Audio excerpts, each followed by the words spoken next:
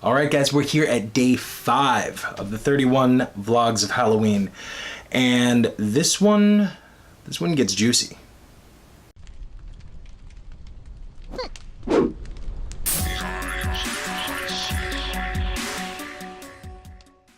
Hell House, LLC. What to say about this movie? I watched it last year as part of my 31 days of horror that I did, like I said before, I just watch these movies and, I'll post pictures of them up on Facebook, or usually not Facebook, but Twitter and Instagram and whatnot. It's something that my friends do. It's something that I do. A bunch of people that I met online do. And actually, I've become friends with some of them about it. And I watched this one last year. I thought it was fine. Found footage horror movie. Interesting premise, seeing as though I don't see a whole lot of movies that have to do with haunted houses all that much. This year, there's more, because, this movie got a sequel that was kind of kept under wraps for a little while, and also Hellfest is out, which I'm sure I'm probably going to end up talking about at some point. But Hell House LLC, I thought it was fine. It was a decent movie. I would recommend it to people, but nothing to really write home about. Until people started talking about it this year. A couple of people I know had watched it and started raving about it, and some people started watching it multiple times. So eventually I figured, all right, I'll give it another check out. I didn't hate it. Let's watch it again. There was some freaky moments, sure. Let's check it out. And I've changed my tune.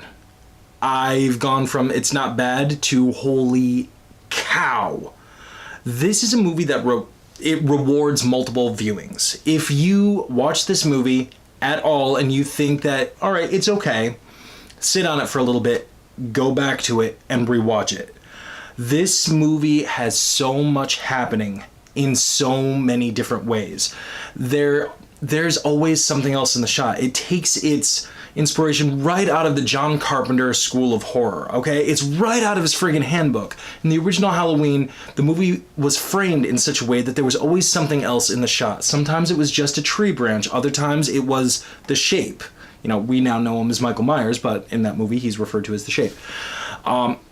This movie is a lot like that. There's plenty of things that I did not see before. I know that I didn't see them because they would have stuck with me.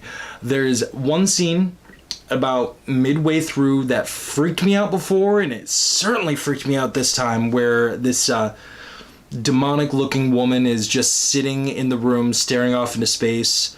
You see her, the character finally sees her and then hides under the covers, and then when he pulls them back, she's staring right at him. And I'm gonna leave the scene there because I don't want to give too much away, but that scene freaked me out before. It definitely freaked me out even more this time. It's just very effective. Probably from that point on, no matter where you look, there's something wrong with the shot. The entire movie everything that you're seeing is just wrong. And the more you realize, the more unsettled you are. It's very, very obvious that the filmmakers were very careful in how they created this film, how they shot everything, where they put everybody in it. It becomes the stuff of nightmares once you start seeing certain things. You see characters standing in places that they shouldn't be. You start to see other things moving around.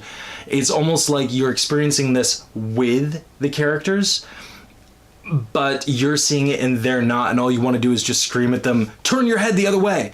To me, that's what makes an effective found footage film.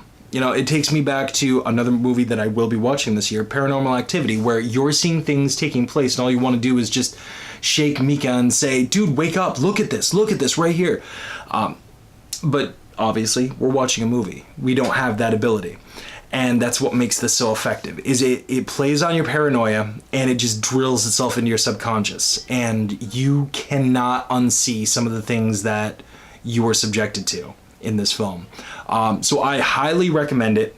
I think that if you've got Prime, because it's up for free right now on Prime, if you got Prime, stop this video right now, go watch it, then come back and leave a comment down below, and I will say in advance, you're welcome. So that is going to be this edition of 31 Vlogs of Halloween, Hell House LLC. And I'm also going to say that this is going to kick off a little bit of a theme that I'm going to have going on, one, throughout, and two, for about the next week. I'm going to be tackling a lot of found footage for the next week. Overall, I think that this has been a super saturated genre. There's a lot of movies that were made found footage that shouldn't have been.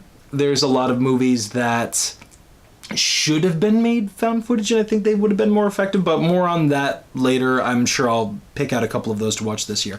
But I'm going to dig into found footage. Some movies I have not seen, others I have seen and I love. Oh yeah, you're getting Paranormal Activity, and oh yeah, you're getting Blair Witch.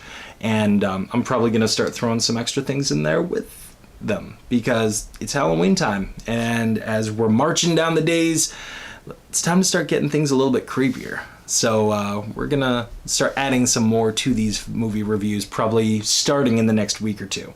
But this is the first found footage film. There is a sequel. Like I said, there was a secret sequel. I guess they kept it under wraps. A lot of people clamored for it. A lot of people wanted it. This movie, Hell House LLC, became an instant cult classic. And especially upon my second viewing, I can see why.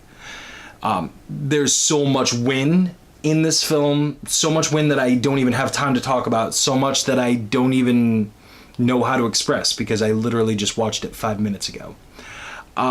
So that's going to be it for you guys. Do not forget to leave a comment down below. Let me know if you've seen it, if you want to see it now. If you're into horror, I recommend watching it. And don't forget to vote on Sandpire. Hashtag Sandpire yes, hashtag Sandpire no. The number is rising. Every single vlog, you guys have been commenting below, you've been sending me DMs, you've been tweeting at me, hitting me up on Facebook, you've been hitting me up on Instagram, emails. You know, you guys are amazing. So do yourself a favor. If you're watching this in a room with other people, turn to your left, turn to your right, pitch the idea. It's vampires that they burrow under the sand and bite the feet of vacationers and then suck them underground. It's going to be a horror comedy in the best possible way. We're going to make the scary scenes scary. We're going to make the funny scenes absolutely hysterical. And we're going to toe that line, man, in a way that very few movies can. So, hashtag Sandpire yes, hashtag Sandpire no. We've yet to get a no yet. So I'm keeping my fingers crossed. I'm not trying to bait you guys. Don't be trolling me here. But it looks like the majority of people that like this idea really like the idea. So turn to your left and right, ask them about it, and shoot me some more votes, man. Let us know what's going on. I've already said to comment down below. Hit that like button, hit the subscribe button, and I will see you guys tomorrow with Hell House LLC 2.